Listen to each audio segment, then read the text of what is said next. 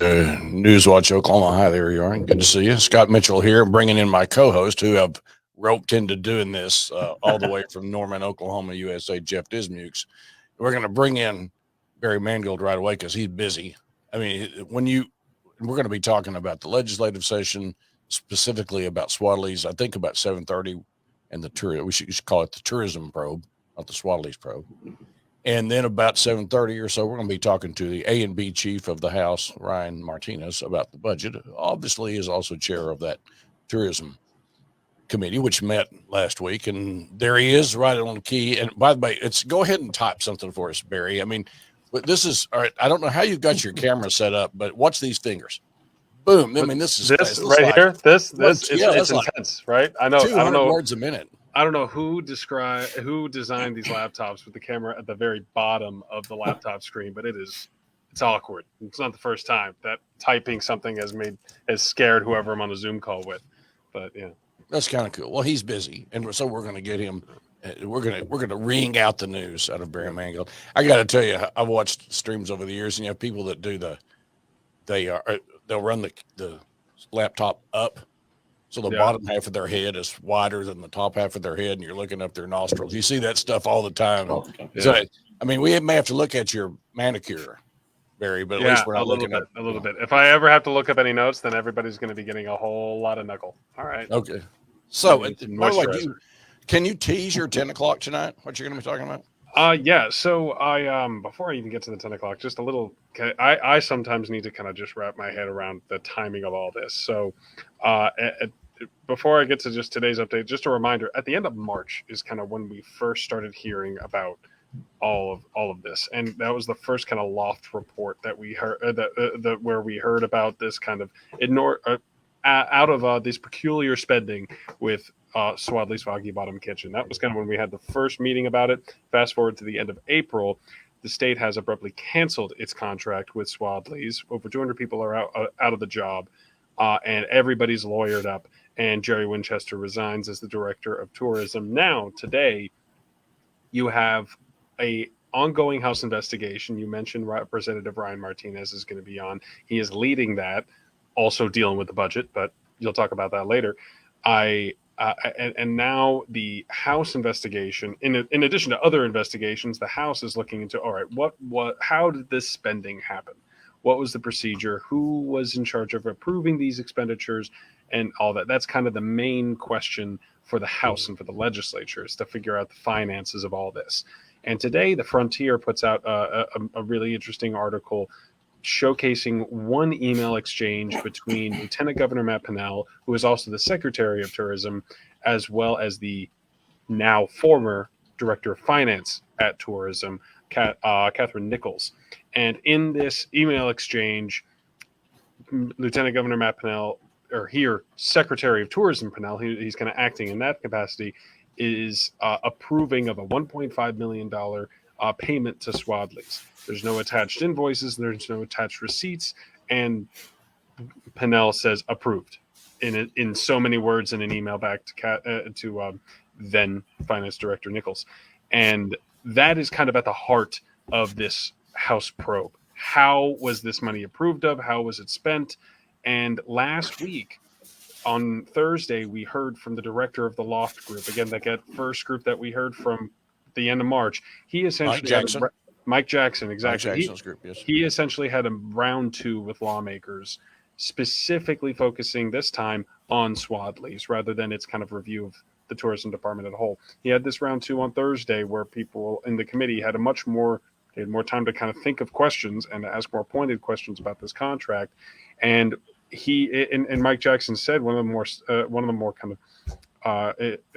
the more noteworthy things he said was that if this state Department of Tourism and Recreation if only they had controls in place for how this money was spent, it would have saved Oklahoma taxpayers $12.4 million. And remind you, this whole thing, the money that they're looking at, the total of it is about nearly $17 million, 16.7, maybe up to 17, according to Mike Jackson. So most of this money could have been saved if the proper controls were in place. That is what Mike Jackson said last week. That's what's really at the certainly a focus for lawmakers. And now today we have this email exchange where Lieutenant Governor Pinnell approves a $1.5 million payment without any invoice attached to it. In all fairness, I heard today from Lieutenant Governor Mike Pinnell's office, and his spokesperson is telling me really quick. Let me just get up my notes. Let me just get some notes up. But yeah, it's Lieutenant Governor Pinnell's communications director was telling me that he is not the first person to receive these invoices, and here's how she put it: in all cases, there are prior levels of accountability and approval that must occur before these invoices hit the Lieutenant Governor's desk. At the time of the invoice in question, this specific email that it was reported on, the Lieutenant Governor had full faith in the agency director and trusted he had properly vetted the information. That referring to Jerry Winchester, who resigned over this deal. So that's kind of the scene that's being set today.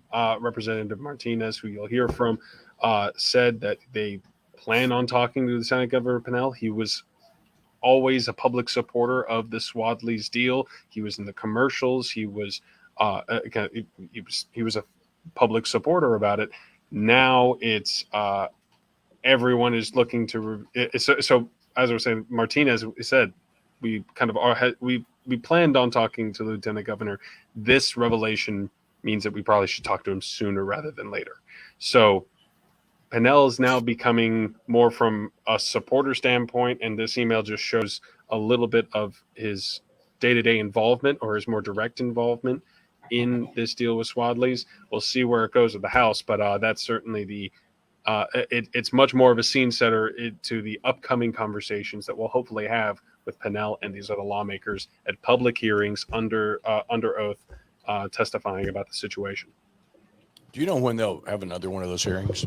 Not this week. Martinez was saying that this week is all budget. They're just dedicated to that. They're working all that out. They will be staying after budget or after session ends. Well, in the interim phase, they will be here. They will still be holding meetings. So as early as next week, but might be a week or two after that is my guess. Not this week is something I can tell you for sure. Can you tell where this committee's headed or what they're, forget about all the other reporting. I mean, you're sitting there watching this and you've talked with people where they're headed. So, I mean, what they've just covered so far is, to put it, we did hear some new things in last week's meeting with Mike Jackson, but we had already heard from Mike Jackson. Going forward, if we hear from anybody else, they will be a new voice in this, whether it is the State Management Enterprise Services Department or certain contractors that are subcontractors that Swadley's hired to go there. A lot of things that we've been hearing rumors about is kind of the demeanor that Swadley's and the tourism department had while spending all this money. They were renovating and opening up 6 restaurants in the middle of a pandemic with supply chain issues. No doubt it's a challenging endeavor. What was the attitude with taxpayer dollars? What was their approach to that? Was there any sense of, we have a blank check from the state, we don't care about it? Was there any blatant embezzlement going on? The state auditor's office and the OSBI are both investigating ideas of accusations of Swadley's overcharging the state. We haven't heard from Swadley's in this whole ordeal, but that's one of the accusations that's been thrown out there. Really, the focus from the lawmakers' perspective is certainly more focused on, or at least so far, it has been focused on the tourism department. At the end of the day, it was the state that gave out that money, not necessarily. And Swadley was contracted to be reimbursed for all of its operating costs. It was also operating costs, monthly management fees, and covering all the capital improvements, all the renovations and improvements to the property that it made. Those were all included in the contract. There's some things that weren't included in the contract that are certainly subject to questioning. No one is innocent here. I know that one thing that I've been trying to grapple with myself is, all right, where is the investigation pointed? Is it at the tourism department or is it at Swadley's? Safe to say both. That is the one thing that is still I would say the least defined of is like who did what is the wrongdoing that that people are trying to nail down on both sides of this. And safe to say nothing is ruled out. We still have a lot of information to go through and a lot of emails apparently.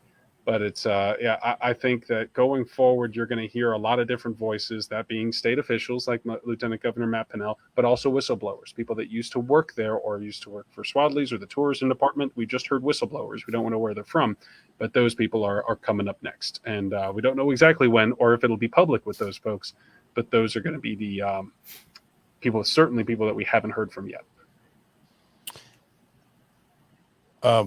Everybody in this saga, every person is connected, with the exception of one group, to politics.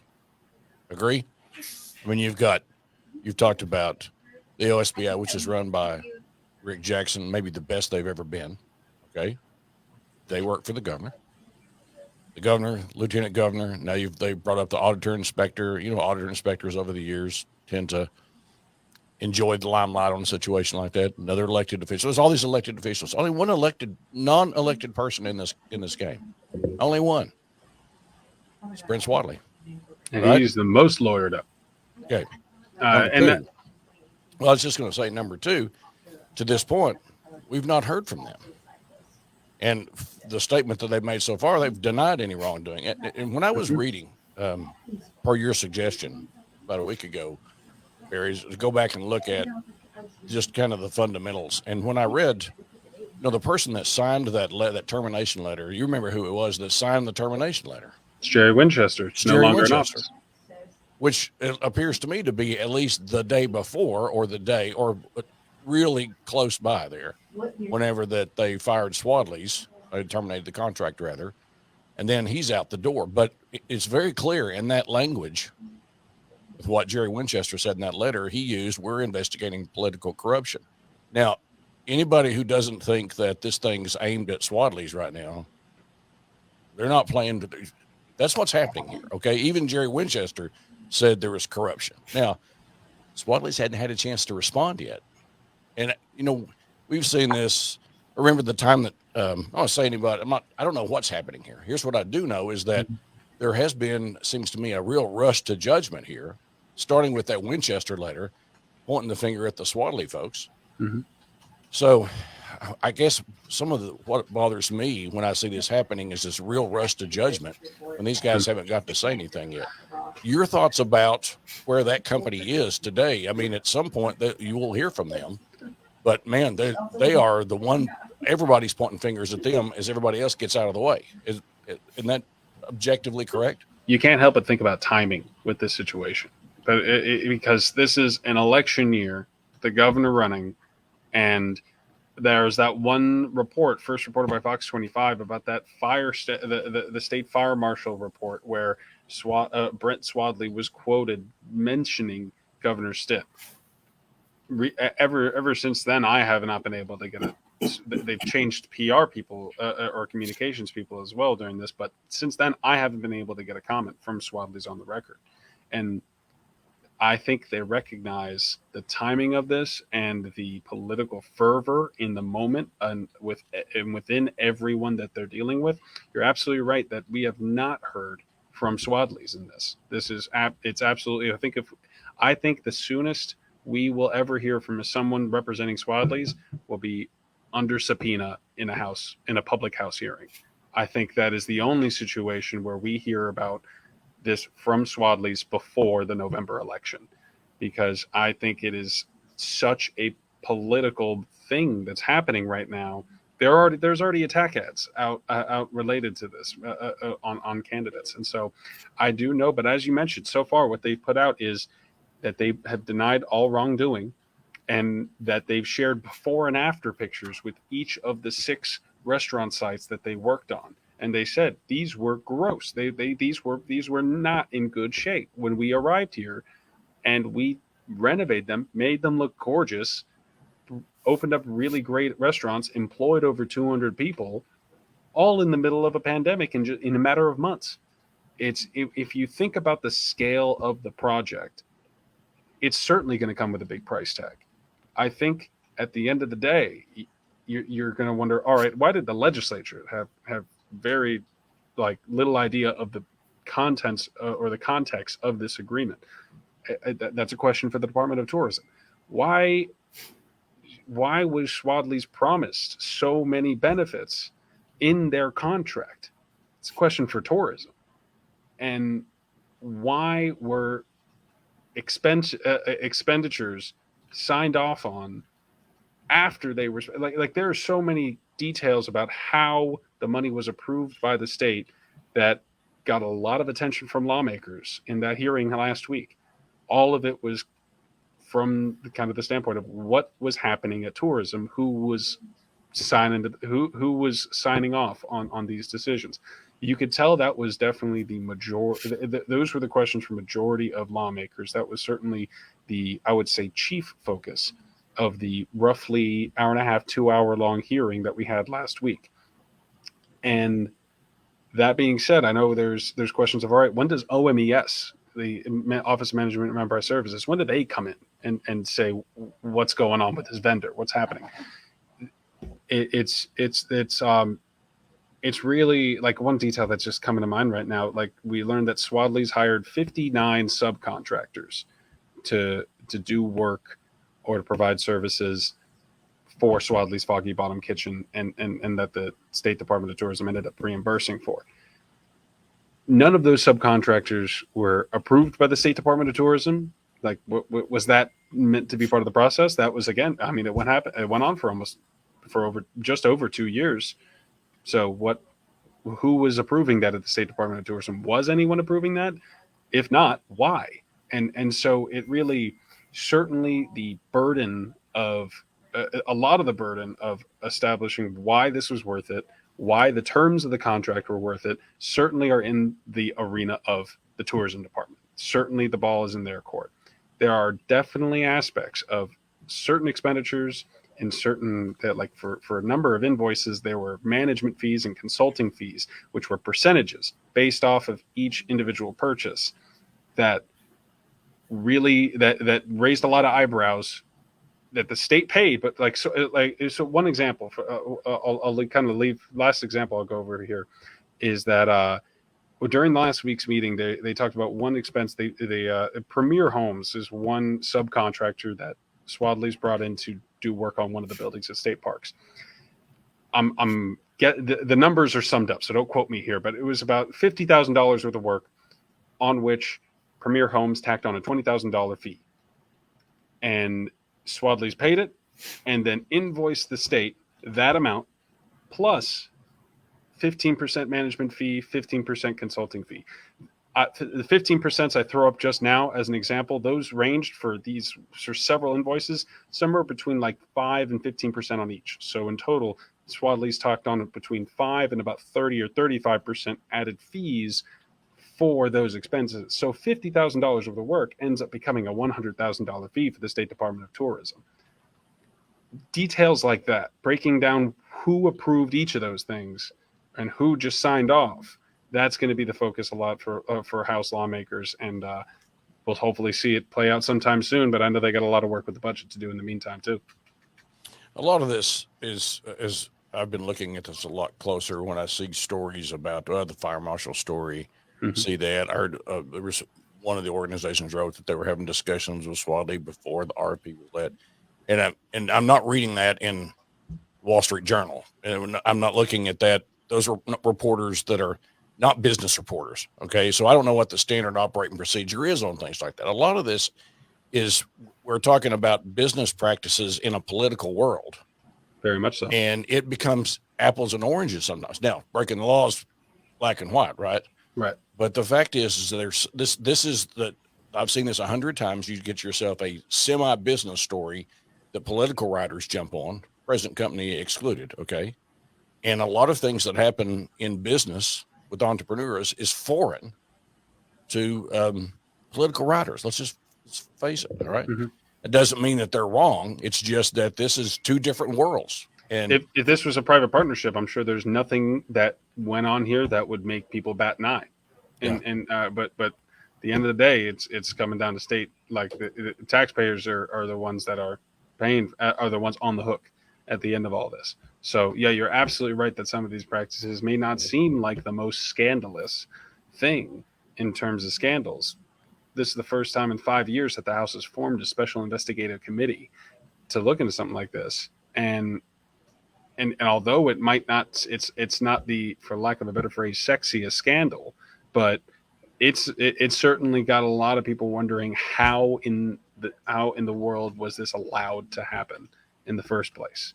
It has to do with the power and authority. One thing that's interesting is that when the governor kind of announced Jerry Winchester's resignation and their own lawsuit against Swadley's, was Swadley's Foggy Bottom Kitchen, mind you, not Swadley's Barbecue, but he also announced that Lieutenant Governor Pinnell will be taking a more hands-on approach with the Department of Tourism.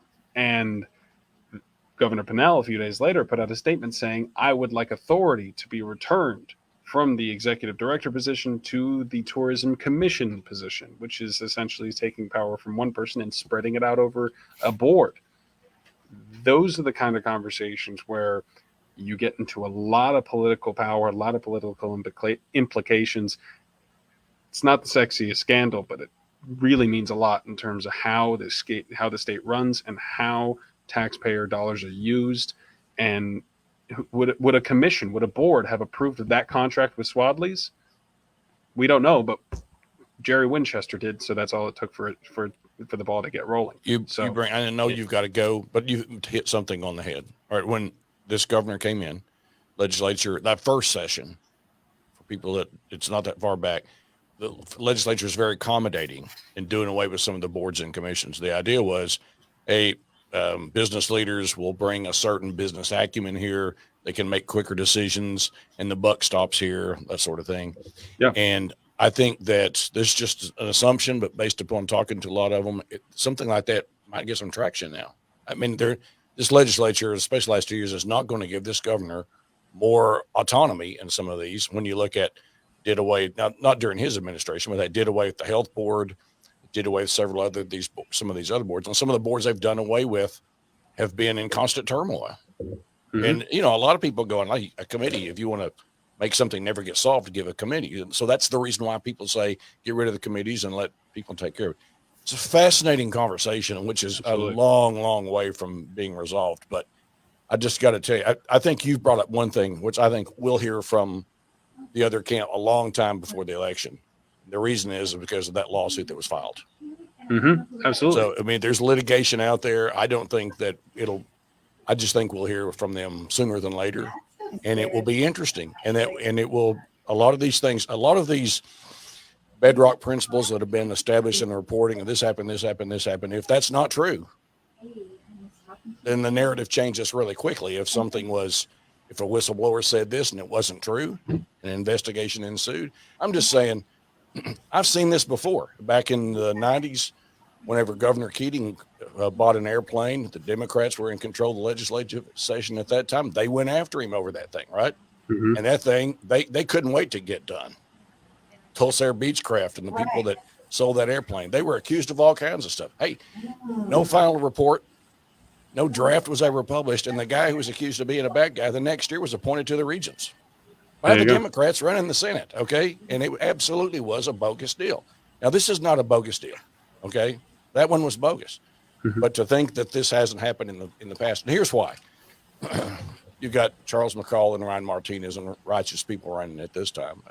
Not that the D's weren't righteous at the time. They wanted to get even with Frank Keating, and that's what that was all about. And a businessman got caught in the middle and was completely exonerated in that. So, yeah, for those old timers that have been around this for a while, we've seen that happen. But it will be interesting to see where it goes. Absolutely. So, all right. Well, we'll just say, here's what we'll do. We'll grade you in just a moment with Chair Martinez about this. Yeah, please let me know how I did. All right. He'll have bad things to say about you, I'm sure. Yeah, that happens. I know. Okay, let me just bring him in real quick so you guys can say hi while you're going by. Mr. Chair, Mango wants to show you his typing ability. Go for it. Oh, yeah. Let me just show you. Let me take some notes over here. All right, let me take some notes. I love it. There we go. Hey, all right, Barry. Thanks so very much. We'll ask all those questions, and we'll tell the chair all the bad things you said about him. All right. Yeah. Let me leave first, though. All right. Okay. Hey, by the way, you're 10 o'clock. Did we tease that? Yeah, it's so we did. It's kind of following up on this report from the Frontier that shows an email exchange that kind of gets at the root question of the of Chair Martinez's committee, where he is kind of trying to track down where the funding of this, how the funding flowed in the Capitol and the State Department of Tourism, and yeah, and well, more tonight at 10, and I'll let him explain the rest. Sounds great. All right, Barry Mangold, thanks for being on top of this story. We'll be talking to you a lot. Thank See you, you, guys. Barry. Yeah. All right, there he goes. And just, I mean, this was, you cannot believe, Jeff, how that Chair Martinez was bam in there. Wait, is there anything that you do want to say? I haven't let Jeff say a word. He's been like, I want him to jump in here and just say it. But anything that, before we get to budget, that you want people to know about the committee that's looking into the tourism situation? Yeah, sure. So, as you know, we had our first meeting last Thursday. We were able to have a good conversation with Loft Director Mike Jackson. The point of that meeting was just to have kind of a starting point. And the Legislative Office of Fiscal Transparency, they're actually the organization that discovered the discrepancies and started asking questions. So we wanted to visit with him as to what kind of made the sirens and all the red flags start going off. And I think we accomplished that. He also turned over quite a few documents that committee members are reviewing as we speak to just kind of talk about some of the processes and some of the things that just weren't adding up. And then we also got to talk to Brandy Manick, who is part of OMES's staff. The committee actually subpoenaed Steve Harp to attend, but he left town. He was out of town. And so we talked to Brandy Manick. We had some interesting conversations about OMES's role and oversight of state dollars and how they're moving. I do think, and I assure you that we will continue to try to get Steve Harp, the director of OMES, to come and have a conversation with the committee. Where we go next, I think what you'll see is we're going to get through this week. We are working on a budget. I promised my committee members that will allow them to focus on that. Then we will probably come back hopefully next week, but we'll be working throughout the interim, having meetings in our special committee meeting. We're working on the process, and I think we have something figured out to protect the anonymous whistleblowers that have come out. And I think the committee will be visiting with those people very soon and kind of hearing their story and kind of trying to find out why they have felt they have been put in a position where they need to be anonymous. A lot of them have told me that they have felt very threatened and bullied in a lot of ways. So we're going to get to the bottom of that, and our committee will just continue to go where the evidence takes us. Let me ask you this. I totally agree with all of that. What if a whistleblower is not on the up and up? It'd be interesting. It'd be interesting to see. I have seen some that have reached out to me that have wanted to share information, and I visited with them, and it sounded more like complaints from a disgruntled employee and things like that. I think what kind of happens there is, I think what our committee has noticed with some, or what I have noticed so far with some of the whistleblowers, is I'm noticing patterns, and I think that's what we need to focus on. There's always going to be somebody that might be upset with an agency or a former employer or something that didn't turn out the way that they wish it would have. But I think it's really the patterns. When you start hearing the patterns of kind of some of the same stories from subcontractors, from former state employees, where it's some of the same names keep popping up and some of the same accusations, I think it'd be foolish not to take those very seriously. Okay. Well, I know that what Dismukes and I really want to know is, you say we're getting close to needing to have a budget. Yeah. And I'm just wondering how that's going. It's going really well. So we've been busy working and visiting with, the Senate and kind of hearing about what they're talking about, visiting with the governor's office. I spent the whole weekend up here along with many others. I'm still at the Capitol building. I have a meeting at 8:30 that'll continue our conversation. So maybe my wife is watching or listening to this and she'll know I'm still alive. So that'll be good. But so we're getting very close. I mean, obviously, we have to be out of here by next Friday constitutionally with a balanced budget passed. We will have a joint committee on appropriations and budget tomorrow. And I think you'll start to see a lot of the limits bills and things like that and start to see the forming of what the budget actually looks like it's going to be. I do want to say that for late in the day, you look amazingly refreshed and cool under pressure. Well, I wish I could say it's because I was taking a nap, but this is the first time I've sat down all day, so don't be surprised if I fall asleep. It's not an That's okay. indication of me being bored with you or anything else. It's just I get sleepy sometimes. We have sound effects that could help. So, I like it. all right. This gets into Jeff's area. The leader Eccles was talking the other day about first responders doing something for Department of Public Safety. That was all taken care of. Of course, obviously with Jeff and I, we talk a lot. We have a stream a couple times a month talking about behavioral health. Yeah. For the folks who are looking at that, I know this has been a priority for the House leadership, of course. Where we at? Yeah, so I think that folks will be very encouraged and excited to see where we're putting our resources. Those that are doing jobs that to keep us all safe and keep us in a place where we can feel safe when we go home at night. They deserve a pay raise. I think you're going to be happy to see that they have received a pay raise, and that will keep those industries and those jobs more competitive, so we can continue to attract talented people into those positions to keep us all safe. So I feel really good about that. Those people that deserve it will be very happy with the budget that they see. One thing I've noticed with you guys, your interest in behavioral health has really grown, especially over the years, which is really encouraging for me to see how this has happened. Really, what's the motivating factor here? Is it just an increased understanding? Are you seeing different opportunities to invest and get a good return on investment? Yeah, so I think all of the above. I mean, I think as a society, there's been a lot of acceptance of the validity of different mental situations and different causes for different things. So I think we've, as a society, have started to accept some of those diagnoses and some of the behavioral health that people deal with as true diseases. So I think that helps.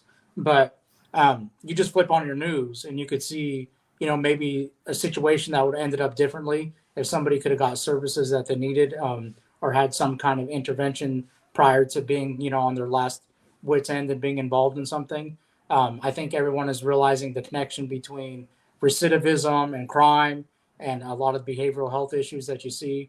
Go into any school and talk to any administrator or any principal and ask them what they spend most of their time dealing with. And most of the time it's a behavioral health issue.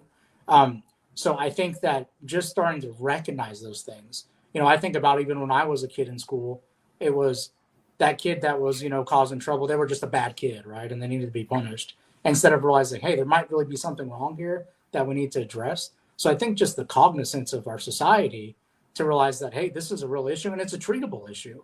It's something that we could work on with the right intervention, getting to the bottom of what's going on. So I think the people in this building realize that, and knowing that it's something that can change the trajectory of somebody's life if you intervene in a powerful and early way. I think that people will continue to fund and also realize how important that is. Right. So you folks are sitting at the table with the D's and the governor's office is over here on the.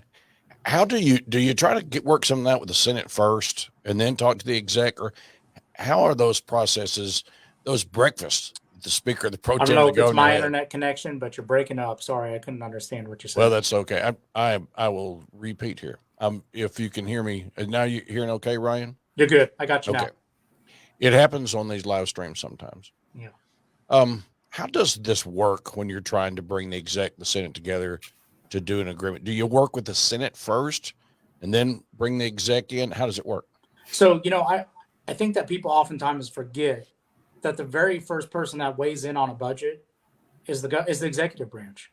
That first day of session, the state of the state is very much rolling out the ideas that they have for the budget. They pass out budget documents to the members of the legislature for us to review. They have ideas. They get to make those ideas public. Later on in the process, it became an opportunity for the House and the Senate to work together to talk about what our priorities were, what our caucuses wanted to do, what we were hearing from our constituents on a daily basis. So, we were in a room talking, literally going line by line, talking about how important, you name any program, you name any agency, what that looked like, the ideas that the agency had and what they would do with X amount of dollars if they had it. And then at the end here, we bring the executive back in.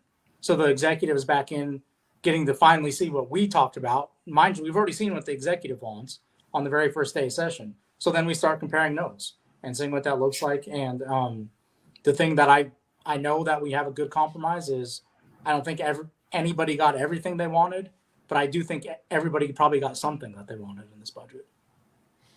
So that means you're working primarily with Senator Bingman whenever you bring in the exec in? I'm losing you again here, Scott. It happens all the time. Is that primarily, do you work with Senator Bingman from the executive, from the governor's office? I think we're just having an audio. Ryan, if you begin to hear me, you got me now? There you go. That sounds better. Yeah. It's Logan Phillips. Let's just blame him. Okay. I mean, Yeah. he's the broadband czar, right? This is I always say, forget rural internet. We have enough problems right here in the city. So. that's for Yeah. real. Let me shift to one more thing in case we start to lose you on this. Project Ocean. Okay. That was something we thought maybe we'd have an answer to. Kansas is, the media, I mean, like a new shiny thing off to something else, right? Yeah. But Kansas has upped the ante somewhat. We haven't heard, the board hasn't acted, and you guys were hoping to have some idea about where they were going to go because you needed to budget a big chunk of money into that. How are you going to handle that now? Yeah, so I think that there was a lot of wisdom in the way that we actually formed how we would appropriate Project Ocean. So first of all, what we did in legislation is we created a separate account. We haven't put any money in that account at this point, hoping and eagerly anticipating that there'd be a big announcement and we'd have this great project coming to Oklahoma. Like you mentioned, that hasn't happened up to this point. So what we did with that account is we are able to appropriate money into that account, but it can't be spent until certain things happen. There are a lot of guardrails there. So, this is a company that is saying that they're going to create at least 4,000 jobs. Well, they don't get any portion of that quality jobs funding unless they actually meet that threshold. They're saying their CapEx is $3 to $4 billion. Well, unless that money is spent and put into facilities here in Oklahoma, they don't get any of that money. So what I do think you'll see happen is that money will be appropriated to that fund. However, it's not going to that company unless they come here for one, and to meet all of those requirements that we put in the safeguards. So, if say that money's put into that account and that company decides they're going to Kansas or wherever else, we're able to claw that money back and put it right back into special cash and spend it for things that matter to Oklahomans. So if June the 10th, the board of directors at Panasonic, which is the worst kept secret in the world, it's Panasonic. Yeah, sure. They decide to go forward with that. How do you move that day? So I think I imagine that the money is sitting in that account. And I think as they start meeting those thresholds and the guardrails that we put in there, they will start having access to those dollars. But, I will say there was a lot of wisdom in the creation of how we did this. I think learning the hard way from the past and things that happen so many times, it's this idea of, hey, let's give this great tax credit. This company is going to do all these wonderful things. We give them the money up front and then they don't deliver. That can't happen in this deal because of the safeguards that are put within. Say Panasonic comes here and they only create 500 jobs.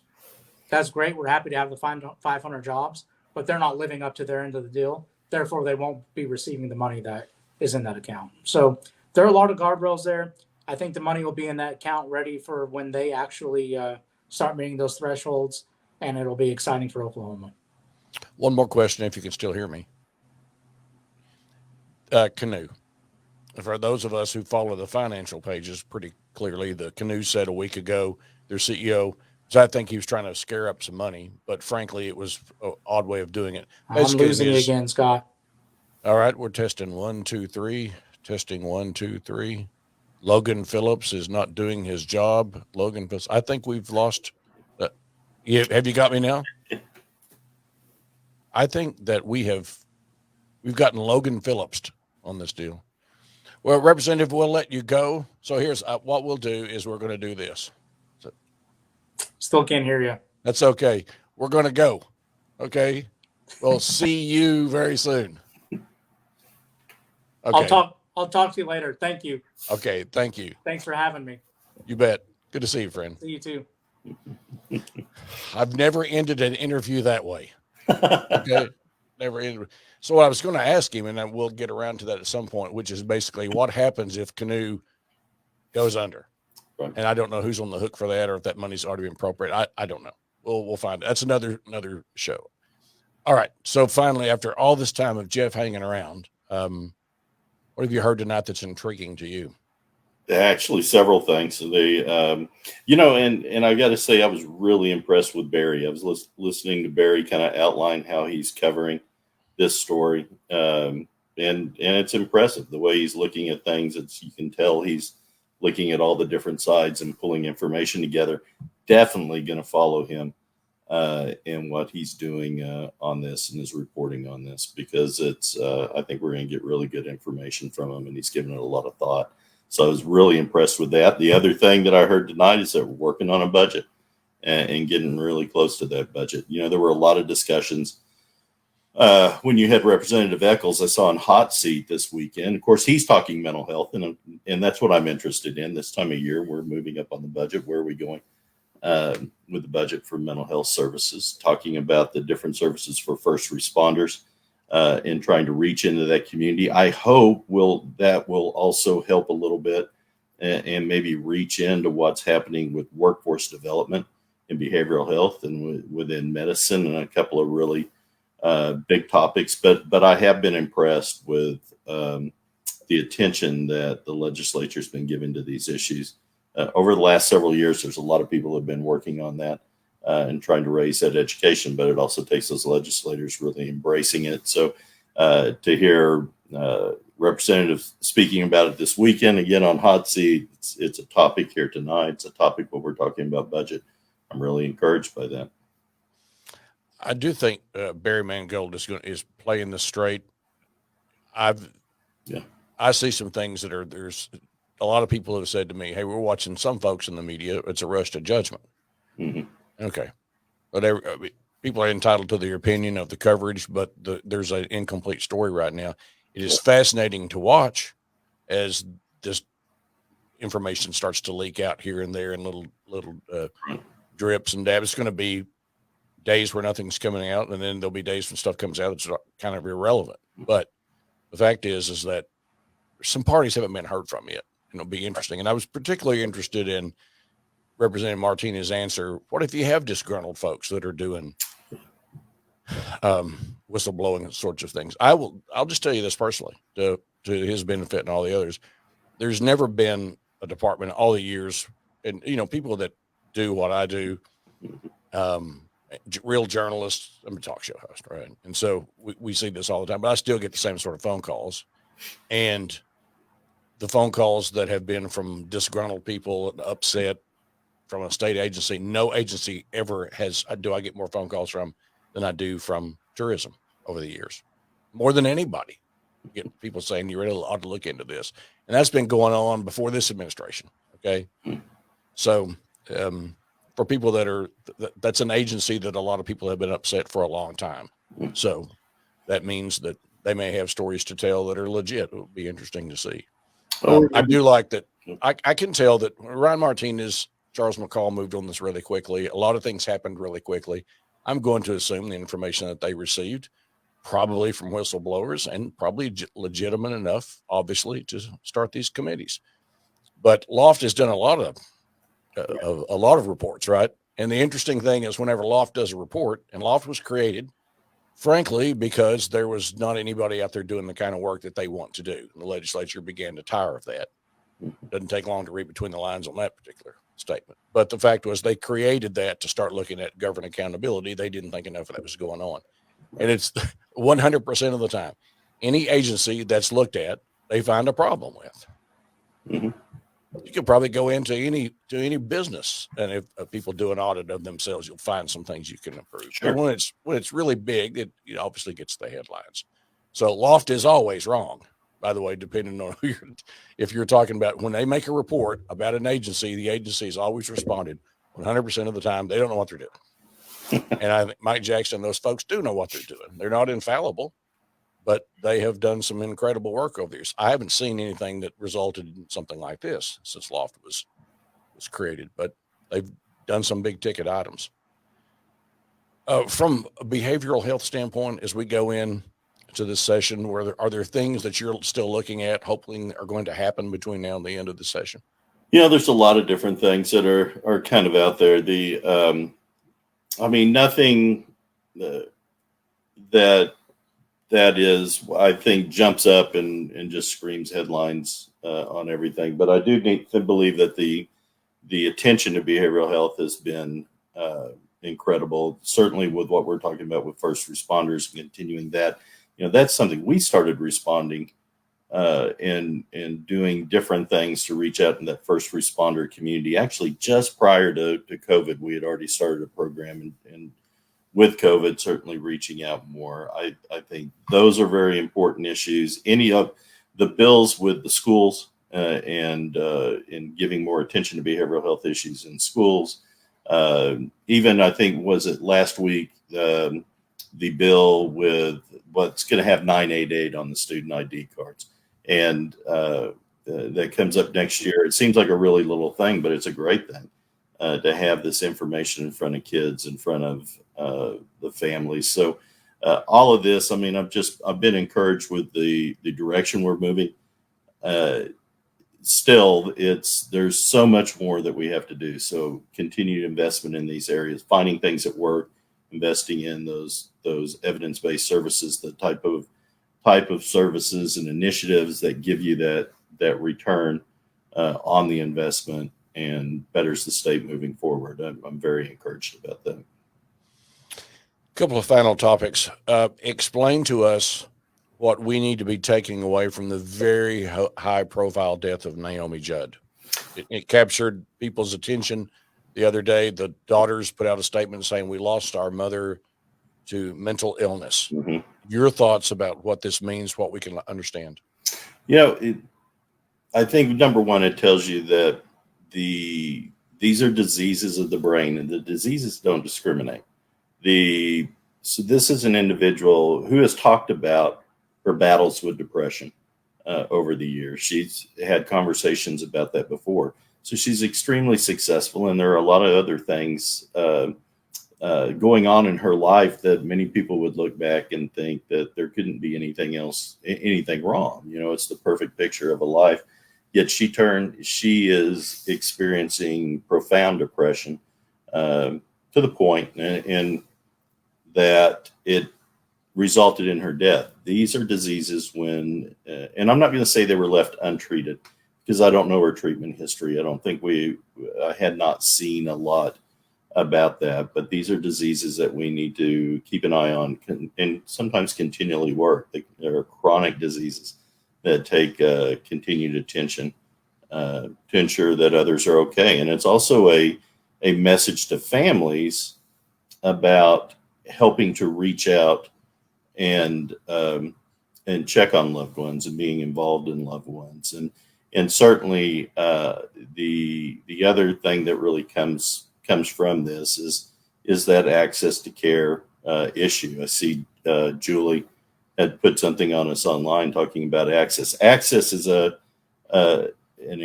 conversation that we need to have. We have some conversations coming up on that on our Wednesday nights where we're going to be talking about the different issues and the barrier to care. But access to care is important. And in many cases, even people with resources don't necessarily have access to those services. So it's something that we have to continue fighting for and moving forward certainly within the behavioral health community, but families speaking up and trying to ensure that all people have access to needed services so that they can be well. It's also a shift in our understanding about these diseases. We need to be working towards wellness. We need to be working towards recovery and helping people get those services so that they can live the life that they're supposed to live. All right. So we should say, for the folks who see our Wednesday program, this week we're probably going to be doing legislative, and we may be doing legislative streams every day this week, depending on tech challenges we may be having this week. But we have a couple of things that we will be premiering on Health Watch Oklahoma. You want to kind of preview some of those? I think at least 2 episodes coming up that are going to be great. 2 episodes coming up. So one episode we have worked with actually an attorney, local attorney, talking about parity issues. And parity is the law that says that insurance companies need to be covering behavioral health issues the same as they would any other illness. And despite that being law, that doesn't occur. And we have talked to Virginia Holman, again, a local attorney. A local attorney actually specializes in insurance. And she has graciously talked about her experiences and the experiences of her family and her fight to ensure that insurance companies, her health insurance company, covered her care. And it was a tremendous fight on her part. She did not give up, and now she is working to help other families navigate these same challenges. We're also going to be talking to Terry White, and former commissioner of the Department of Mental Health and Substance Abuse Services, talking about her new job as the head of the Mental Health Association of Oklahoma. And we're going to talk a little bit about that transition from director of a state agency or commissioner of a state agency to moving into the advocacy field.